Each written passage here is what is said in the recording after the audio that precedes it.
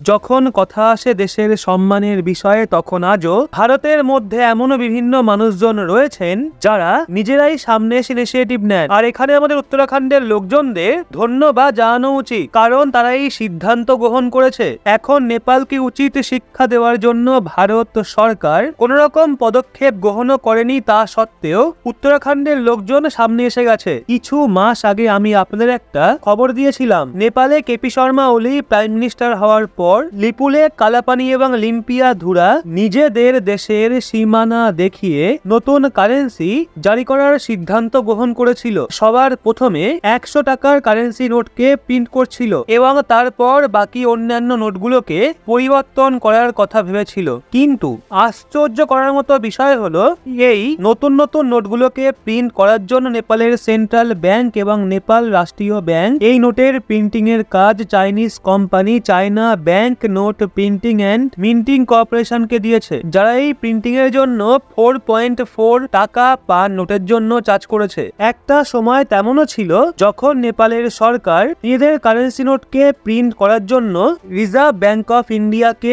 Contract দিত আর ভারত নেপালের currency নোটকে print করত। কিন্তু আজকের সময়ে নেপাল চীনের কোলে গিয়ে বসে পড়েছে। তো এখন এই যে তিনটে ডিসপুটেড রিজিয়ন রয়েছে, লিপুলেখ কালাপানি এবং লিম্পিয়া ধুরা, এগুলো এই সময় উত্তরাখণ্ডের সীমানায় আসে। আর এই তিনটি অঞ্চল ভারতের উত্তরাখণ্ড এবং নেপাল বর্ডার এরিয়ার ওপর রয়েছে। যদি কেবলমাত্র উত্তরাখণ্ডের কথা বলা হয় তাহলে নেপালের সাথে উত্তরাখণ্ডের 275 কিলোমিটারের বর্ডার রয়েছে।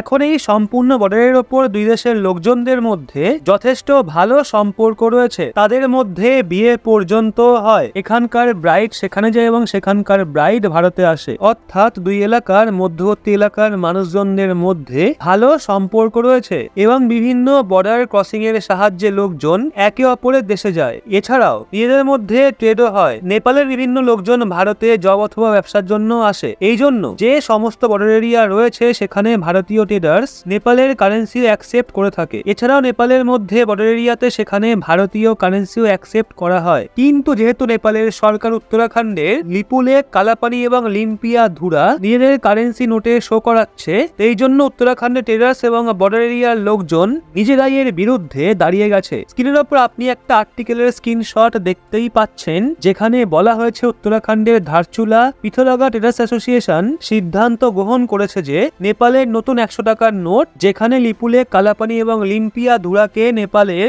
সীমানায় দেখানো হচ্ছে, তারা এই নোটকে সেই জন্য অ্যাকসেপ্ট করবে না। ভূপেন্দ্র থাপা, যিনি ট্রেডার্স অ্যাসোসিয়েশনের প্রেসিডেন্ট, তিনি বলেছেন তার আন্ডারে যে সমস্ত দোকান এবং বিজনেস আসে তারা নেপালের নতুন 100 টাকার নোটকে অ্যাকসেপ্ট করবে না। এই তিনটে রিজিয়ন ভারতের অবিচ্ছেদ্য অংশ এবং নেপালের সরকারের এই সিদ্ধান্তের কারণে দুই দেশের মধ্যে যে গুডউইল রয়েছে সেটা খারাপ হয়ে যাবে। আর এই সমস্ত অঞ্চল যেমন যে লিপুলেখ কালাপানি এবং লিম্পিয়া ধুরা রয়েছে, এগুলো ভারত কখনোই নেপালকে দেবে না। এই সমস্ত কথা বলেছেন ধারচুলা পিথলগড় ট্রেডার্স অ্যাসোসিয়েশন। উত্তরাখণ্ডের কিছু ট্রেডার্স যদি নেপালের 100 টাকার নোট অ্যাকসেপ্ট না করে তাহলে নেপাল সরকারের কোনো যায় আসবে না। উল্টে এটা হতে পারে যে বর্ডার এরিয়ার লোকজনদেরই যথেষ্ট সমস্যায় পড়তে হবে। এই জন্য ভালো এটাই হবে যে এরকম পদক্ষেপ ভারত সরকার যাতে গ্রহণ করে। গভর্নমেন্ট অফ ইন্ডিয়ারও এমন রুলস নিয়ে আসা উচিত যেখানে পরিষ্কারভাবে মেনশন করা থাকবে নেপালে যে সমস্ত কারেন্সি নোটের ওপর ডিসপুটেড ম্যাপ থাকবে সেগুলো ভারতে অ্যাকসেপ্ট করা হবে না,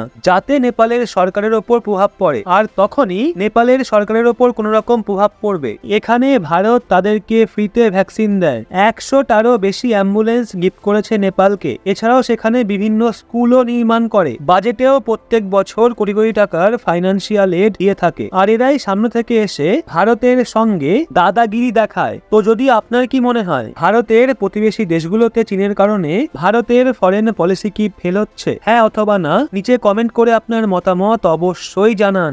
আপনি উত্তরাখণ্ডের বর্ডার এলাকার মানুষ হলে আপনি কি করতেন?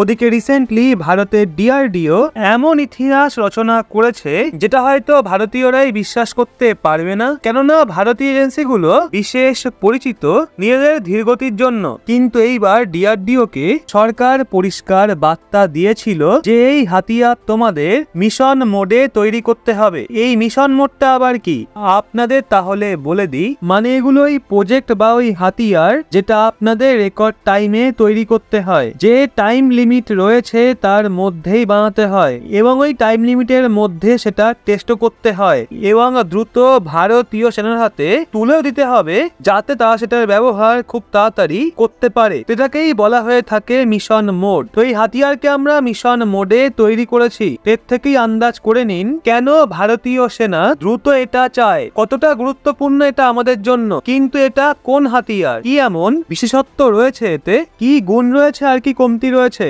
এবং কেন আমরা এটাকে মিশন মোডে তৈরি করেছি, তো কি এমন প্রয়োজন পড়লো, বিস্তারিত পুরোটাই আমরা জানবো। কিন্তু সবার আগে এই ভিডিওটা দেখুন যেটা ডিআরডিও জারি করেছে। এটাই আপনি দেখতে পারেন একটা ভারতীয় হাতিয়ার, যেটা একটা মিসাইল, অবশ্যই যেটা টেস্ট খুব সুন্দরভাবে সফল হয়েছে, খুব সুন্দর পারফরমেন্স দিয়েছে, সুন্দরভাবে টেক অফ হয়েছে, নিজের টার্গেট অবধিও পৌঁছেছে এবং একে যে প্যারামিটার দেওয়া হয়েছিল সেটা খুব সহজেই অর্জন করে ফেলেছে। এই জন্য এটা একটা সফল টেস্ট হয়। তো এই টেস্ট কোথায় হয়? উড়িষ্যার উপকূল, যেখানে আমাদের চান্দিপুর এয়ারবেস রয়েছে, সেখানেই আমরা এটার টেস্ট করেছি। মোটামুটি সমস্ত টেস্ট ওখানেই করা হয়। যদি এবার কথা বলি মিসাইলকে নিয়ে, তো এই মিসাইলের নাম LRLCM, long range land attack cruise missile, মানে লং রেঞ্জের একটা ক্রুজ মিসাইল। আর এটা এর মেডেন ফ্লাইট টেস্ট ছিল, মানে তৈরি হওয়ার পর এটা এর প্রথম টেস্ট ছিল, প্রথমবারই সেটা ভালো মতো উড়েছে।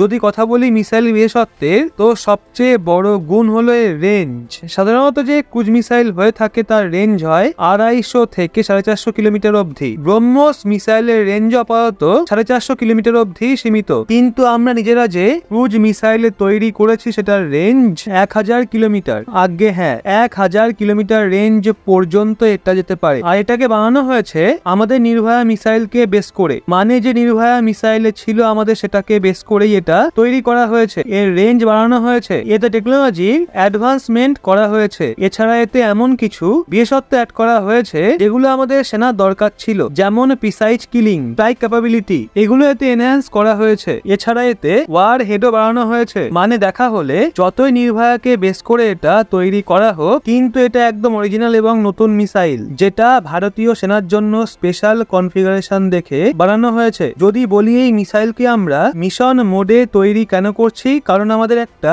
এমন লং রেঞ্জ ক্রুজ মিসাইলের প্রয়োজন ছিল যেটাকে চীনা বর্ডারে মোতায়েন করা যেতে পারে। কারণ যদি আপনি চীনা বর্ডারকে দেখেন, তো ওখানে যত চীনা সৈন্যবেশ রয়েছে সেগুলো কম করে 500 থেকে 600 কিলোমিটার দূরে রয়েছে ভারতীয় সীমা থেকে। এছাড়া কিছু গুরুত্বপূর্ণ যে সৈন্যবেশ রয়েছে, ছাউনি রয়েছে চীনা সেনার, সেগুলো তো এর থেকেও বেশি দূরে ছিল। সেই জন্য ভারতের ব্রহ্মোস মিসাইল সেগুলোকে কভার করতে পারত না। আপাতত সেটা রেঞ্জ প্রায় 450 কিলোমিটার এবং আগামী সময়ে যে লং রেঞ্জ সম্পন্ন ব্রহ্মোস মিসাইল আসবে সেইটাও 800 কিলোমিটার পর্যন্ত যেতে পারবে। এজন্য আমরা একেবারে নতুন মিসাইল বানানোর উপর কাজ করছিলাম, যেটা কম করে 1000 কিলোমিটার অবধি তো যাবেই এবং এখন এটা আমাদের হাতে চলে এসছে।